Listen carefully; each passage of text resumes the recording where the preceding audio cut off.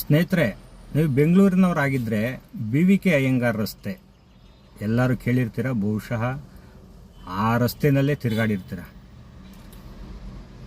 Mostly ಆ ರಸ್ತೆಯಲ್ಲಿ ತಿರುಗಾಡಿಲ್ಲ ಅಂತಂದರೆ ಮೋಸ್ಟ್ಲಿ ಬೆಂಗಳೂರಿನವರಲ್ಲ ಅಂತಲೇ ನಾವು ತಿಳ್ಕೊಬೋದು. ಯಾಕಂತಂದರೆ ಅಷ್ಟು ಚಿರಪರಿಚಿತ ರಸ್ತೆಯಲ್ಲಿ ಈ BVK ಅಯ್ಯಂಗಾರ್ ರಸ್ತೆ ಕೂಡ ಒಂದು. BVK ಅಯ್ಯಂಗಾರ್ ಅಂದರೆ ಯಾರು? ಅವರು ನಮ್ಮ ನಾಗಮಂಗಲದ ಬಳಿಯ ಬಿಂಡಿಗನವಿಲಿಯ ಮೂಲ ನಿವಾಸಿಗಳು. ಅವರು ಬೆಂಗಳೂರಲ್ಲಿ ಬಂದು ಸೆಟ್ಲಾಗಿರ್ತಾರೆ. ಬೆಂಗಳೂರಿನ ಈಗೇನು ಕೆಂಪೇಗೌಡ ರಸ್ತೆಯ ಆ ಕಾರ್ನರ್ನಲ್ಲಿ ಅವರ ಮನೆ ಇರ್ತದೆ. ಆ ರಸ್ತೆಗಳಿಗೆಲ್ಲ ಆ ಕಾರ್ನರ್ ಆ ಮನೆಯೇ ದೊಡ್ಡ ಬಂಗ್ಲೆ ಆಗಿರ್ತದೆ ಆ ಕಾಲಕ್ಕೆ. ಈಗೇನು BVK ಅಯ್ಯಂಗಾರ್ ಅಂತ ಇದ್ದರು, ಅವರ ತಾತ ಅವರು ಕೂಡ BVK ಅಯ್ಯಂಗಾರು, ಬಿಂಡಿಗನವಿಲೆ ಕೃಷ್ಣ ಅಯ್ಯಂಗಾರ್ ಅಂತ ಅವರ ಪೂರ್ತಿ ಹೆಸರು. ಅವರನ್ನು ಯಾಕೆ ನಾವು ನೆನೆಸ್ಕೋಬೇಕು ಅಂತಂದರೆ, ಅವರು ಲಾರ್ಡ್ ಬೋರಿಂಗ್ ಏನು Mysuru commissioner of Mysuru States ಅಂತ ಏನಿತ್ತು, ಆ ಸಮಯದಲ್ಲಿ ಇವರು ಕೋಲಾರ ಜಿಲ್ಲೆಯ ಕಮಿಷನರ್ ಆಗಿ ನೇಮಕ ಆಗಿದ್ದರು.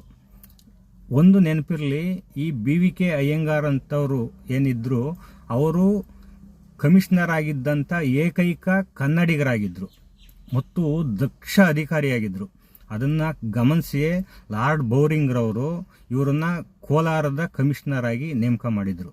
ಜೊತೆಗೆ ಮತ್ತೊಂದು ಆಶ್ಚರ್ಯದ ಸಂಗತಿ ಅಂದರೆ, ವಿಕ್ಟೋರಿಯಾ ರಾಣಿ ನಮ್ಮ ದೆಹಲಿಗೆ ಬಂದಾಗ ಅಲ್ಲಿ ಅವರಿಂದ ಚಿನ್ನದ ಪದಕ, ಅಂದರೆ ದಕ್ಷ ಅಧಿಕಾರಿ, ಭಾರತದ ದಕ್ಷ ಅಧಿಕಾರಿಗಳಲ್ಲಿ ಒಬ್ಬರಾಗಿ ಚಿನ್ನದ ಪದಕ ಪಡೆದಂಥ ಏಕೈಕ ಕನ್ನಡಿಗ ಅಂದರೆ ಅದು ಈ BVK ಅಯ್ಯಂಗಾರು. ಇದೊಂದು ನಮಗೆ ಕನ್ನಡಿಗರಿಗೆ ಒಂದು ಹೆಮ್ಮೆಯ ಸಂಗತಿ ಅಲ್ವೇ? ಅವ್ರ ಬಗ್ಗೆ ತಿಳ್ಕೋಬೇಕು.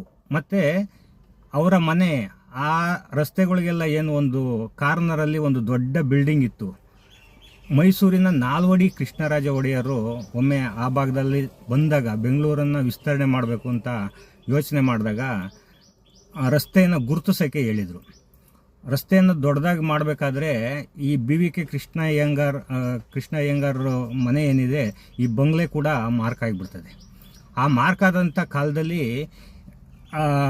ಈ ಕೃಷ್ಣ ಅಯ್ಯಂಗಾರು ಸರ್ಕಾರದಿಂದ ಒಂದು ನೋಟಿಸ್ ಕೊಡ್ತಾರೆ. ಸರ್ಕಾರದಿಂದ ನೋಟಿಸ್ ಕೊಟ್ಟಂಥ ಪಕ್ಷದಲ್ಲಿ ಸರ್ಕಾರಕ್ಕೆ ಒಂದು ಮುಚ್ಚಳಿಕೆಯನ್ನು ಬರ್ಕೊಡ್ತಾರೆ.